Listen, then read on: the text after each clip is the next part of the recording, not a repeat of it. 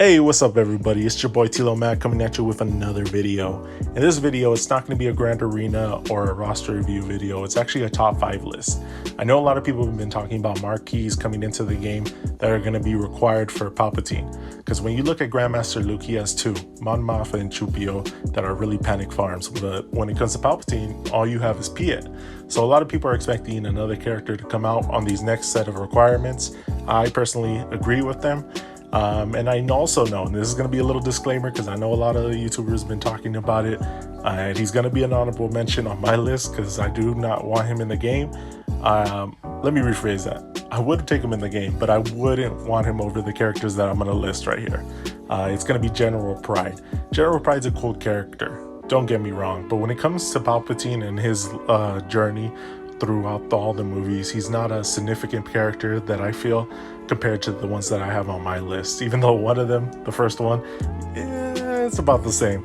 But we're gonna get into that. It's gonna be a little bit different than everybody else's out there, and I hope you guys enjoy this. All right, let's get it. All right, sitting at number 5, we have Commander Fox. And I know most of you guys are like, what? A clone trooper? How are you gonna pick a clone trooper on this top 5 list? But hear me out. Commander Fox was not only in charge of the Coruscant Guard, the shock troopers that were stationed on Coruscant, he was also in charge of protecting Palpatine. So by doing that, he was one of the only clones to really have an intimate relationship with Palpatine. One of the only clones to really like Palpatine for who he was, rather than fighting for him for the Galactic Republic. He also did a lot of stuff for Palpatine, including protecting him against Fives. And I know most of you guys are like, yo, cannot have Fox in this game. He's probably the most hated clone trooper in all of Star Wars history, especially for his actions against Fives when he was trying to expose Order 66. This is a really controversial clone trooper, and I think it would be really cool to have him in the game. You can have incorporated that into his kit. You can even add another clone either to Padme squad or even Shock T squads. I think this would be really interesting, and yeah, I just think it would be really fun to have him in there. And personally, it'd be really cool to see who has him geared up and who doesn't. Who would be this would be the Rose Tico to Galactic Legend Palpatine's requirements for some people. Some people, I think, honestly would like this character, but some people would honestly hate this character for his actions. Also, I personally really like this character. I would gear him up in a heartbeat. I really like the interactions he has with Ahsoka and Anakin. Even Anakin, when he was a Jedi, really hated this clone trooper, especially for the treatment that he gave Ahsoka during her trial, or her mistrial. And you really see that even eventually when he becomes Darth Vader, he still hates Fox. And I know a lot in the community have that same sentiment when it comes to Fox. It would be really cool to see the people that hate Fox as much as Anakin Skywalker, because you're going to see in these comic panels that I'm showing you right here, even when he became Darth Vader, Anakin really just hated Fox to the point that he was just hoping that he would mess up. And during the chase for Jocasta Nu, you're actually going to see Vader snaps the neck of Fox for disobeying him. So it should be a really controversial character, and I would love to see him in the game. Alright, sitting at number 4, we have Slymore, and Slymore is a really interesting character. Slymore was hand-chosen by Palpatine to be basically at his side when he became Chancellor of the Republic. She was even there right here, as you're seeing on the screen, when the Empire became a thing. This person was one of Palpatine's right-hand man, right next to Masamuda. They were also rumored in Legends to have a relationship, to actually be a thing, to, you know, be into one each other, like, you know what I'm saying? You're actually going to see that in this opera scene right now. She was the one sitting next to Palpatine. Masamuda and the other senators, they were sitting back there. That was his boopies. But basically, Slymore is a really cool character. You could almost have her in the same vein as Watt. Maybe instead of buffing her team, you can have her debuff the opposite team. Pick the characters you want to have less crit chance, less offense on. I think that would be a really cool kit, almost in the vein of Watt, but just in the opposite form. And plus, she's in Barin, and I know for me personally, I love the Barin arc in Clone Wars. and it's rare to see an Umbaran off their planet, so I think it would be really cool to actually have them in the game. We already have the nod when it comes to 5's Umbaran starship. Would be really cool if we have one of their species in the game. And sitting at number 3, we have Masamuda, and this is a character I really debated about putting number 1 on the list, because Masamuda is really crucial when it comes to the life of Palpatine. He was there at the beginning, before Palpatine became a Chancellor with Chancellor Valorum. He even came when Palpatine became Chancellor. He stayed on as Vice Chancellor. Masamuda is a really cool character, to the point that Palpatine trusted him so much that he's one of the only characters to know that Palpatine is a Sith Lord. A lot of different characters, including Thrawn, Tarkin, Krennic, did not know that Palpatine was a Sith Lord. He kept that secret and really just killed a lot of people to ensure that secret did not get out there. But Masamuda was privy to that knowledge, to the point that when the Empire comes out, he actually became Grand Vizier of the Empire and ruling over Coruscant. He actually had Yoda's lightsaber in his hand and destroyed all the lightsabers of the fallen Jedi. He was in the chamber when Yoda himself came to confront Palpatine. He saw Palpatine shoot lightning at Yoda. Palpatine had no reservations when it comes to Masamuda. He was privy to a lot of his plans and was also essential to a lot of his plans. So I think it would be really cool if we actually had him in Swoga. He could be a really just bastard to Palpatine's Darth Revan. He could be a character that really on his side whenever he moves, and I think it would be a really cool, like I said with Slymore, he could be another Watt. Have a different kit, have him do something else. He could be a passive character, and I think this would be really interesting. Alright, sitting at number 2 on my list is the Emperor Advisors, and I think they would be really cool. And I know a lot of you are like, who are these fools on the screen right now? But they are actually in the movie in Return of the Jedi. They're the ones with the purple robes when Vader and Palpatine are discussing their plans for Luke right before they get to Endor.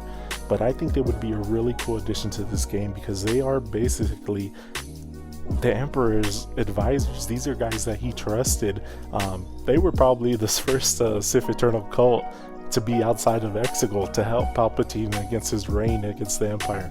I know that's a little bit of my own headcanon, but I personally think they would be. The one I would definitely have to choose out of all of them would be Verdict Haydn. He was actually seen in Rebels. He was the one discussing basically the Mortis gods with Palpatine when they were in that excavation site, and they were trying to get to the world between worlds. And the advisors are really cool, including Verdict Haydn, because they are basically knowledgeable about the Force, about the Sith, about the Jedi, but they align themselves with the Sith and basically are willing to basically do whatever the Sith want, to do their bidding, almost like what the people of Exegol, like we saw in episode 9 were. So I personally think they're connected in some sort. But Verdict has a really rich history when it comes to the Star Wars universe. I shouldn't say rich, but we've seen him a couple of times. Not only was he in Rebels, but he's actually going to be in Rogue One as well, like you're going to see a little bit further down. But he's a really cool character, knowledgeable about all the different aspects of the Force without being Force sensitive himself. He's also a very smart character, and like Masamuda, like Slymore, is another character that can be passive, and those passive characters are awesome, especially if they have kits like Watt, and that's really what I want. I want another kit like Watt to be paired up with Palpatine to really just destroy the Jedi. But this is a really cool character. You actually going to see him right here in this clip right here in Vader's castle. He's the one that was attending Vader while he was in the Bantha glass container when he was resting outside of his suit. So it just really shows his position with the Sith. This person right here, Minister Haydn, was basically just privy to the knowledge of who the Sith were, what they're trying to do, what their schemings are all about, and they trusted him to the point that even at Vader's most vulnerable state right here, when he doesn't have the suit, yes, he has the Force, but he still does not have limbs. He was the one right there, other than those guards, to be there in his presence. So this is a really cool character, and I would really love him as an addition to Swoga. even though I know a lot of people don't know who he is, and the CG probably wouldn't put him in there. Is a cool character. Alright, lastly on this list, we have Snoke. And I know a lot of people do not like Snoke, but I think he would be a really cool character, and just hear me out.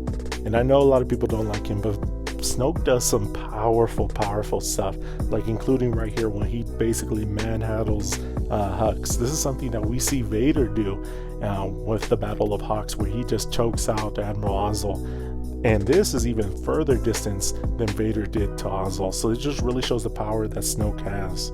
And basically through his limited time, you really see that Snoke is super powerful. And I'm not trying to power rank Star Wars, because that would be an impossible task, but basically Kylo and Rey are two of the most strongest characters that we see in all of Star Wars, and Snoke basically manhandles them. And I know they're not the episode 9 versions of their character, but still, even in The Last Jedi, these are characters that are no joke, and you're gonna see that even Snoke just electrocutes Kylo with ease, laying him out without even breaking a sweat. Same thing when he's confronted with Rey. He basically uses the Force against her, hitting her in the head with the lightsaber, just basically manhandling her to the point that she's not even able to move. This is feats that we rarely get to see in Star Wars, and Snoke really projects them, and he's a really good character. And I know reading throughout episode 9 novelization, we don't know who Snoke is. Snoke could actually be a clone of Plagueis. They talk about that Plagueis did not have the essence transfer down completely when it comes to the facilities of cloning and stuff. And we know that Palpatine himself, he could be a clone of Palpatine himself. Palpatine had a lot of failed clones, so he could be using a clone of himself. We don't know who Snoke is, but what we do know is that he's a powerful character, and really a character that I think that would provide a lot of benefit to Swoga. He's another Force user that we can use. He could have the Sith Eternal tag, the First Order tag, and we could really use a character like this. Alright, that's going to do it for this video. That's my top 5 list. Let me know if you guys agree with that in the comments so we can talk about it. Let me know your top 5 as well that you would want for requirements for GL Palpatine. But make sure if you guys did like this video, hit that like button, sub to the channel, and also join the Discord. We got a lot of stuff going on in the Discord. We got a tournament going, a lot of Swoga related stuff. And if you guys like this lore stuff, hit me down in the Discord. We could talk about lore all day. I pretty much read all the books, all the comic books, all the films, pretty much anything that has to do with Star Wars. But that's going to do it for this one. Hope you guys enjoyed this one, and peace.